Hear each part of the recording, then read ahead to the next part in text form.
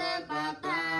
រមណេចេតនាជាឲ្យវាចាធ្វើសាមានជីវិតឲ្យថ្លាចកន្លងគឺសម្លាប់សានពេអតនេតនេវរមណេចេតនាជាឲ្យវាចាកិរិយាកម្មយវតដែលគេបានឲ្យដោយវាចាបុយប្រមចារិយាវរមណេចេតនាជាឲ្យវាចាកិរិយានៅតមិនប្រសាគឺសនាមតនតពួនមុសាវេទវរមណេចេតនាជាវិចាកិរិយាពុនពាកោប្រាំសូរមេរយមជាបមតតានាវរមណេចេតនាជាវិចា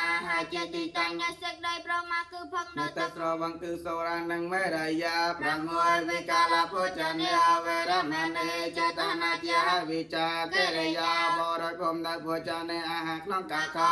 ណចកិតវេតតវេសកតសនាវរមណេចេតនាជាវិចាកិរិយារំជាងប្រគំនឹងបលបាញ់ដែលជាសតរកុសលត8វេលកន្តវិលបណតិរណមននវិពុសនតនាវរមណេចេតនាជាវិចា